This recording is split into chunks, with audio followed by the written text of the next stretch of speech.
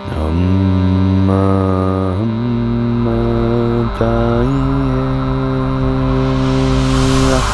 people are practicing yoga today, which is a really good thing, and people are interested in developing their body, developing their mind.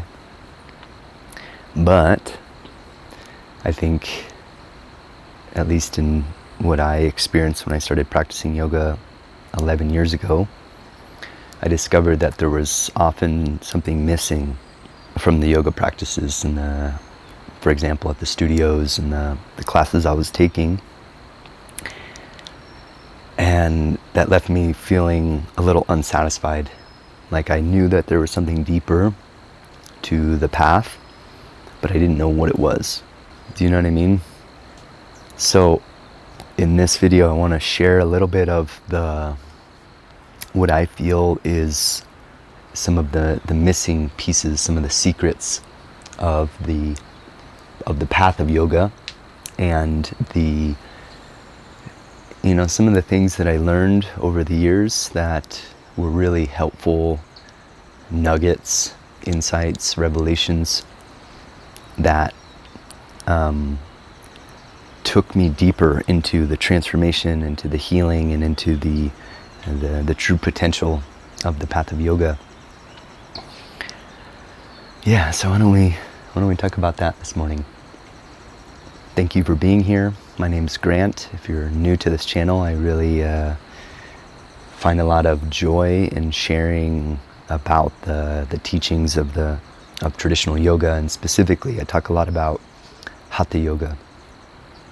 And Hatha Yoga today is completely different in the terms of the form that it was when it was first shared.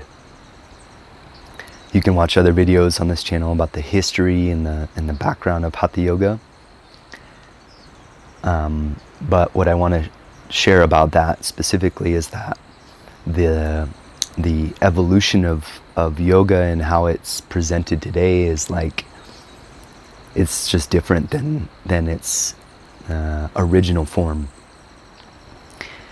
And there's a couple reasons for that, right? We have the influence of Western culture on the tradition of yoga, which a lot of yoga today, well, if we're practicing postural yoga, if we're practicing asanas, or we're practicing pranayamas, that practice, those practices are rooted in the tradition of Hatha Yoga. And Hatha Yoga was and is the system that gave specific technical guidance around body, breath, mind, and energy related to the pathway to meditation. Okay, so I'm just generalizing and simplifying this for if anyone's new to this. Hatha Yoga was a spiritual science designed to bring one to the state of yoga as complete absorption into the infinite. The infinite being the mysterious beyond, the energy that's beyond form, beyond the mind, beyond the individual identity, and that there is a pathway back home to that source. And through the practices of Hatha Yoga, we see specific technical guidance on how to create an optimal alignment with our organism so that the energy can internalize sufficiently. And with the internalization of the energy, the contemplation on the source can begin. Because we're talking about, and this is what I think is missing a lot in modern yoga, is the understanding that there's actually a pathway here, right? There's a very sophisticated spiritual science, including what I call spiritual technology, where we're working with the nervous system, we're working with the body, we're working with our energy to open the pathway back to that infinite, right? I call it the infinite because it's beyond name, it's beyond form. We can give it names, but it's beyond them, right? We're talking about that which is which has given life to everything that exists. And there are many different ways in the yoga traditions that have talked about, pathways back to that realization of the one. In specific, when we're talking about Hatha Yoga, which is one specific pathway, dealing with breath, body, mind, energy, we're talking about we're kind of like, and this is what I found really interesting in my research on Hatha Yoga, is that it takes out the discussion on God, which I think can put some people off. And in other yogic traditions, there's an emphasis on God and on the divine, and they give different names to that. But in Hatha Yoga, it doesn't make too much mention of that, which is really interesting. It's interesting in that this particular stream of philosophy and methodology that we know of as Hatha Yoga, which evolved over centuries, it originally was very particular in that the practices, like the techniques, and the things that we do with our body and the things that we do with our breath and how to focus the mind, would lead one to a realization of that divine being without giving a particular name to it, without giving a particular flavor to it.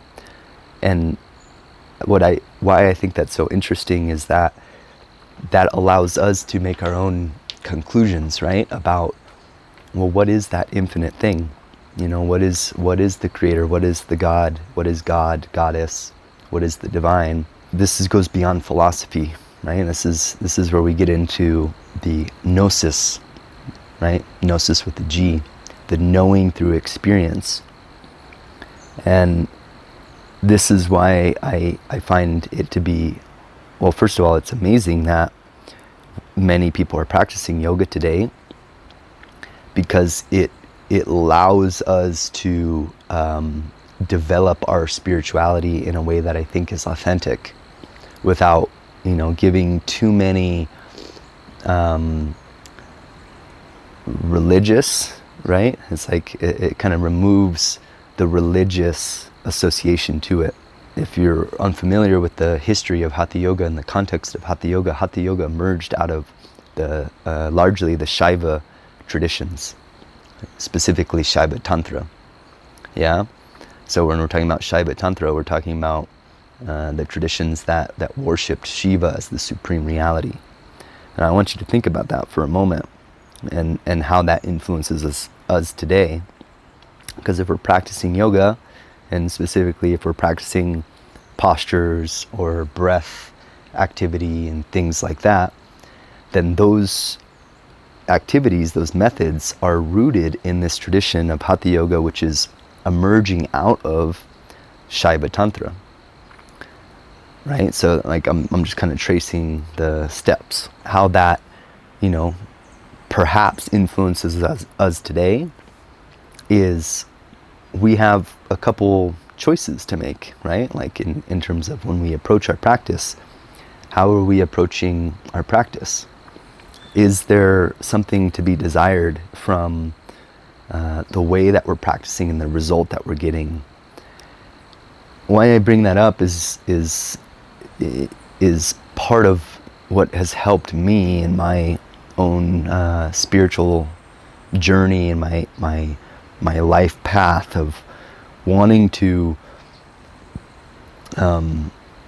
create balance, of course, and create a sense of health, but also spiritual well-being, a sense of peace in my heart, a clarity in my mind, a focus and a clarity of my path as a human being on this planet, with so many things clamoring for my attention and so many opinions about what to do, what not to do, how to do it.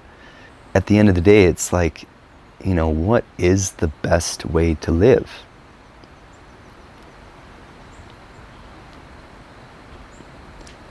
You know, like, what's the best way to live?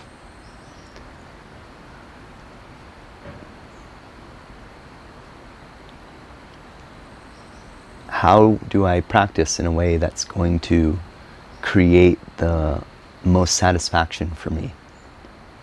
That's going to create the most fulfillment for me? I think these are really good questions to be asking.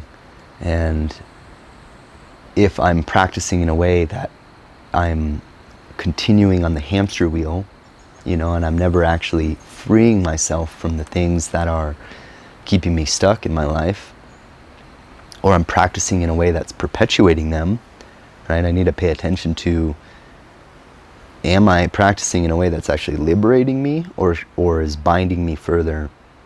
And that's like a very subtle individual process, right?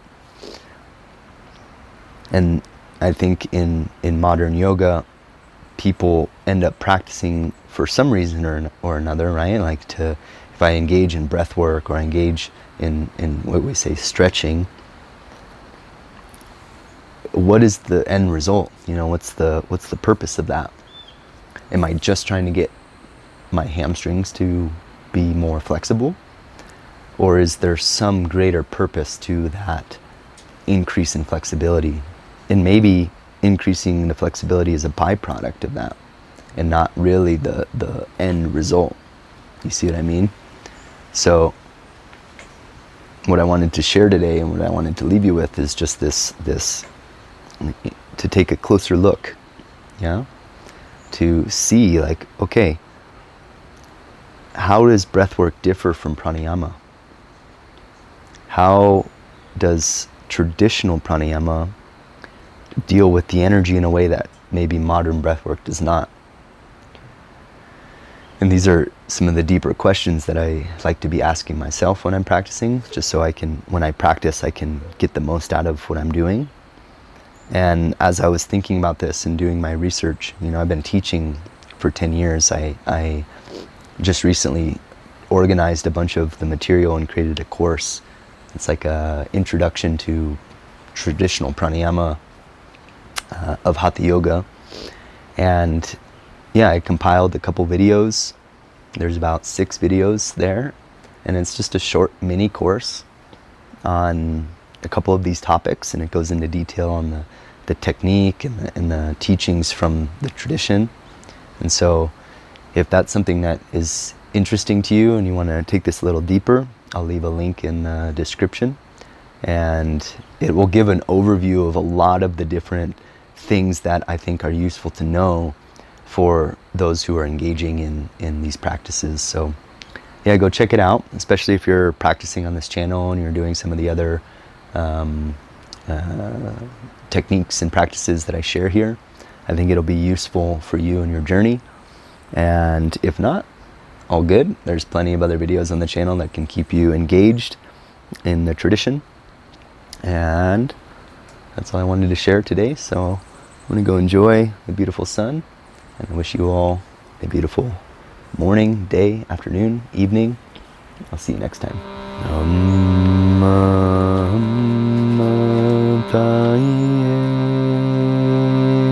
Akilaneshwarini